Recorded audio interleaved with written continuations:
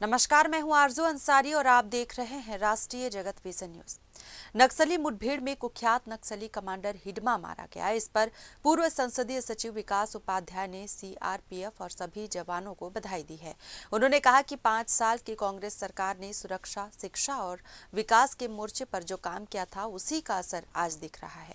उन्होंने कहा कि कांग्रेस ने बस्तर के लोगों में विश्वास जगाया, रोजगार और शिक्षा के अवसर बढ़ाए, जिससे नक्सलियों का मनोबल टूटा। आज की सरकार भी इस कामों को आगे बढ़ा रही है और ये बड़ी सफलता उसी दिशा में उठाया गया कदम है। नक्सली कमांडर हिडमा की मारे जाने की खबर सामने आई है।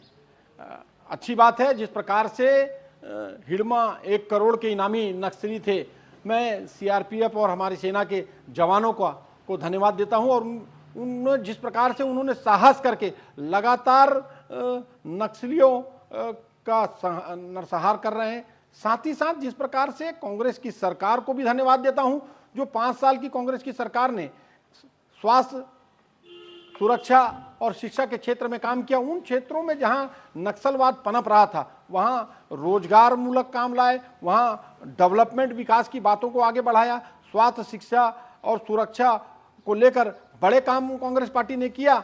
और अब भारतीय जनता पार्टी या जो इनकी सरकार है, ये उसी कदम को आगे बढ़ाने का काम कर रही है। कांग्रेस की सरकार में जितने बेस कैंप बने, जो इंटरनल नक्सली, घोर नक्सली एरिया में घुसकर नक्सलियों का नरसंहार किया, और 80% नक्सलिज्म या नक्सलियों की हिम्मत कांग्रेस की सरकार में टूट गई थी, जब वहां के लोगों को जागरूक किया गया, जहां पर नक्सलिज्म का जन्म होता है। लोगों को, जो नक्सली अपने साथ अपनी विचारधारा को जागरूक करके उनको जोड़ने का प्रयास करते हैं, हमने कांग्रेस पार्टी की सरकार ने सबसे पहले उस पर अटैक किया। और उस पर जो लोग जुड़ रहे थे, वो कहीं ना कहीं उन लोगों को इस बात का विश्वास दिलाया कि आपके लिए स्वास्थ्य, शिक्षा, सुरक्षा की व्यवस्था कांग्रेस की सरकार यहां पर करेगी, रोजगार की व्यवस्था करेगी। और लोगों को विश्वास हुआ, इसलिए नक्सलियों की संख्या भी कम हुई और उनका मनोबल भी टूटा।